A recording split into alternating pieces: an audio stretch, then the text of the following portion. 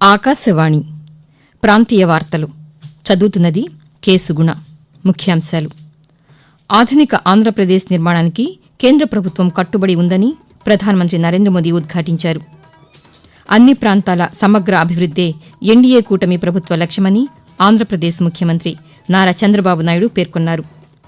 తెలంగాణలో 1365 ఉద్యోగ ఖాళీలకు నిర్వహించిన గ్రూప్ 3 పరీక్ష ప్రిలిమినరీ కీని టీజీపీఎస్సీ విడుదల చేసింది. తిరుపతిలోని వైకుంఠ ద్వార దర్శన టోకెన్ల కేంద్రాల వద్ద జరిగిన తొక్కిసలాట్లో 6 మృతి చెందారు. ఆంధ్రప్రదేశ్లో బాల కార్మిక వ్యవస్థను నిర్మూలించేందుకు పూర్తిస్థాయిలో కార్మిక చట్టాలను అమలు చేయాలని కార్మిక శాఖ మంత్రి వాసంశెట్టి సుభాష్ తెలిపారు. ఇక వార్తల వివరాలు: ఆధునిక ఆంధ్రప్రదేశ్ నిర్మాణానికి కేంద్ర ప్రభుత్వం కట్టుబడి ఉందని ప్రధానమంత్రి నరేంద్ర మోదీ ఉద్ఘాటించారు. విశాఖపట్నంలో పర్యటించిన ప్రధానమంత్రి పలు అభివృద్ది కార్యక్రమాలకు నిన్న శంకుస్థాపనలు చేశారు.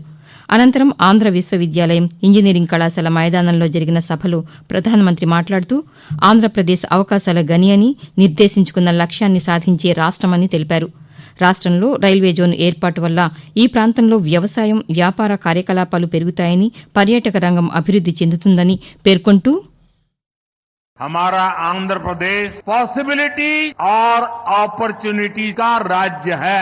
जब आंध्र की ये पॉसिबिलिटी साकार होगी तो आंध्र भी विकसित बनेगा, भारत भी विकसित राष्ट्र बनेगा। इसलिए आंध्र का विकास ये हमारा विजन है, आंध्र के लोगों की सेवा ये हमारा संकल्प है।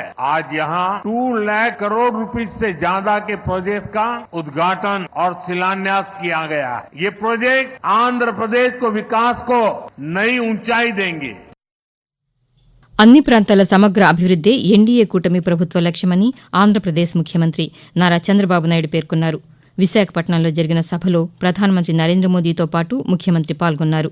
ఈ సందర్భంగా చంద్రబాబు నాయుడు మాట్లాడుతూ ఆంధ్రప్రదేశ్కు విశాఖపట్నం ఆర్థిక రాజధానిగా నిలుస్తుందన్నారు. అభివృద్ది, సంక్షేమం, సుపరిపాలనే ప్రభుత్వ లక్ష్యమని ముఖ్యమంత్రి తెలుపుతూ రాష్ట్ర పునర్నిర్మాణం కోసం ముందుకు పోతున్నాం.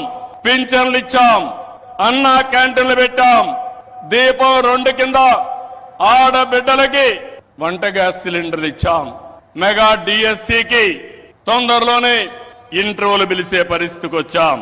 ఇవి చేయడమే కాకుండా సూపర్ 6 ఏవైతే చెప్పామో ఆ సూపర్ 6 అన్ని కూడా పూర్తి చేసే బాధ్యత ఎన్డీఏ తీసుకుంటామని మరొక్కసారి విశాఖపట్నంలో మీ అందరికీ హామీ ఇస్తున్నా.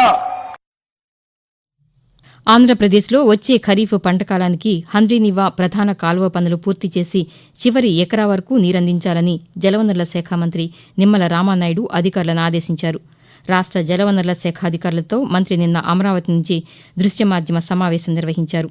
ఈ సందర్భంగా ఆయన మాట్లాడుతూ కాలువ పనుల కోసం రాష్ట ప్రభుత్వం 2,629 కోట్ల రూపాయలు కేటాయించిందని తెలిపారు. హంద్రీనివా ప్రధాన కాలువ పనుల పురోగతి, సమస్యలు, వాటి పరిష్కార మార్గాలు వంటి అంశాలపై ఒక నివేదికను సిద్దం చేయాలని అధికారులకు సూచించారు. హంద్రీనివా, చిత్రావతి బ్యాలెన్సింగ్ జలాశయం అనుసంధాన పనులపైన మంత్రి ఈ సందర్భంగా చర్చించారు. మే 1వ తేదీ నుంచి కొత్త ఉద్యోగాలకు నోటిఫికేషన్లు విడుదల చేస్తామని Telangana public service commission TGPSC chairman Burra Venkatesham వెల్లడించారు. హైదరాబాద్లో నిన్న ఆయన పాతికేయులతో మాట్లాడుతూ మార్చి 31వ తేదీలోగా ఉద్యోగ ఖాళీల వివరాలను అందజేయవలసిందని రాష్ట ప్రభుత్వాన్ని కోరినట్లు చెప్పారు. కొత్త నోటిఫికేషన్లు జారీ చేసి 8 నెలల్లో భర్తీ ప్రక్రియను పూర్తి చేస్తామని తెలిపారు. ఇదిలా ఉండగా రాష్టంలో 1365 ఉద్యోగ ఖాళీలకు నిర్వహించిన గ్రూప్ 3 పరీక్ష ప్రిలిమినరీ కీని టీజీపీఎస్సీ నిన్న విడుదల చేసింది. ఈ కీపై ఈ నెల 12వ తేదీ సాయంత్రం 5 గంటల వరకు అభ్యంతరాలు తెలపవచ్చని అధికారులు తెలిపారు.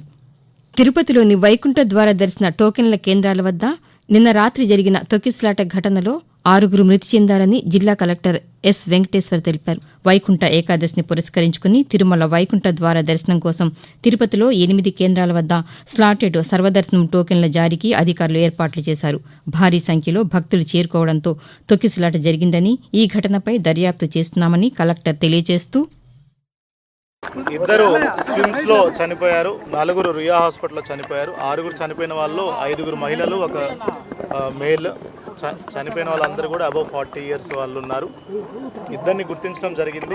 ఒకళ్ళు ఫ్రమ్ తమిళనాడు సేలం నుంచి వచ్చున్నారు, ఇంకొకళ్ళు ఫ్రమ్ నర్సీపట్నం నుంచి వచ్చున్నారు. నలుగురు ఐడెంటిటీ ఎస్టాబ్లిష్ చేస్తున్నాం.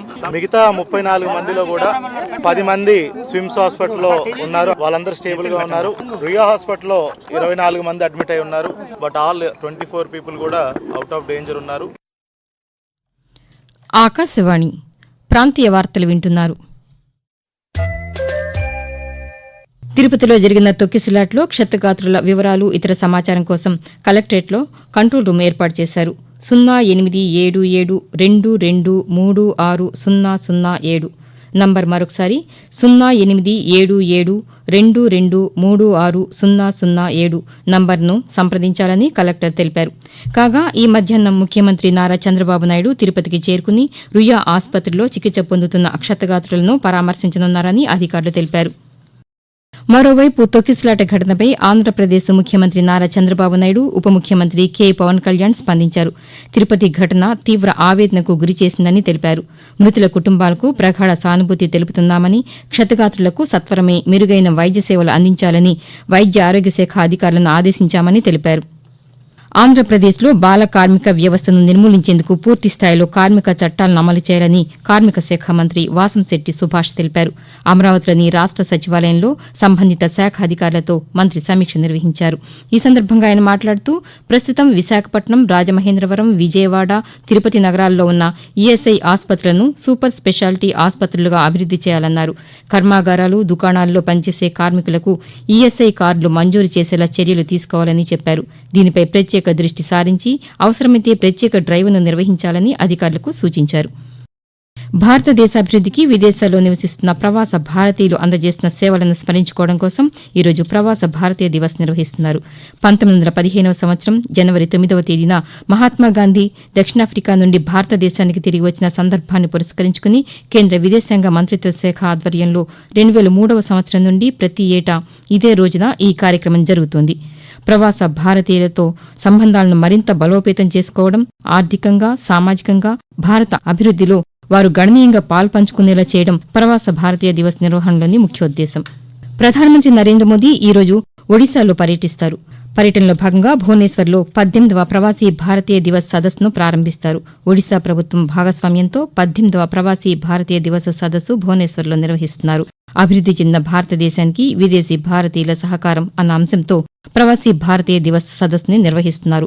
ఈ సదస్సుకు 50కి పైగా దేశాల నుంచి పెద్ద సంఖ్యలో ప్రవాస భారతీయులు పాల్గొననున్నారు. ఇదిలా ఉండగా ప్రవాస భారతీయ దివస్ కార్యక్రమానికి ఆంధ్రప్రదేశ్ ప్రభుత్వం తరపున ప్రవాసాంధ్రుల సాధికారత సంబంధాల శాఖ మంత్రి కొండపల్లి శ్రీనివాస్ హాజరవుతున్నారు. వచ్చే నెల నుంచి ఆంధ్రప్రదేశ్ జిల్లాలో పర్యటించనున్నానని వైఎస్సార్ కాంగ్రెస్ పార్టీ అధ్యక్షులు వైఎస్ జగన్మోహన్ రెడ్డి తెలిపారు. ఉమ్మడి నెల్లూరు జిల్లా స్థానిక ప్రజాప్రతినిధులతో తాడేపల్లిలోని పార్టీ కేంద్ర కార్యాలయంలో ఆయన నిన్న సమావేశమయ్యారు. ఈ సందర్భంగా జగన్మోహన్ రెడ్డి మాట్లాడుతూ వారంలో 3 రోజుల పాటు ఒక పార్లమెంటు నియోజకవర్గంలో విడిది చేసి ప్రతిరోజు 2 నియోజకవర్గాలకు చెందిన కార్యకర్తలను కలుసుకుంటానని తెలిపారు. మండల స్థాయి నుంచి గ్రామ స్థాయి వరకు పార్టీ బలోపేతం చేయనున్నామని ఆయన తెలుపుతూ ఫిబ్రవరి నుంచి నేను కూడా జిల్లాలకు వస్తాను. ప్రతిరోజు ఒక 2 నియోజకవర్గాలు చొప్పున కార్యకర్తలందరితో కూడా మమేకమయ్యే చేసే కార్యక్రమానికి శ్రీకారం చుడతాం. మండల స్థాయి నుంచి గ్రామ స్థాయి దాకా పార్టీ బలోపేతం చేసే విధంగా చర్యలు తీసుకునే కార్యక్రమానికి మనం శ్రీకారం చుడతాం. విలేజ్ కమిటీసు, బూత్ కమిటీసు, వీటిని అన్నింటినీ కూడా బలోపేతం చేయాలి. డిస్కస్ చేసి ఇవి గ్రామ స్థాయిలోకి పర్కులేట్ అయ్యేట్టుగా మీరు నేను అందరం కలిసి అడుగులు వేస్తాం. ప్రాంతీయ వార్తలు ముగించే ముందు ముఖ్యాంశాలు మరొకసారి. ఆధునిక ఆంధ్రప్రదేశ్ నిర్మాణానికి కేంద్ర ప్రభుత్వం కట్టుబడి ఉందని ప్రధానమంత్రి నరేంద్ర మోదీ ఉద్ఘాటించారు.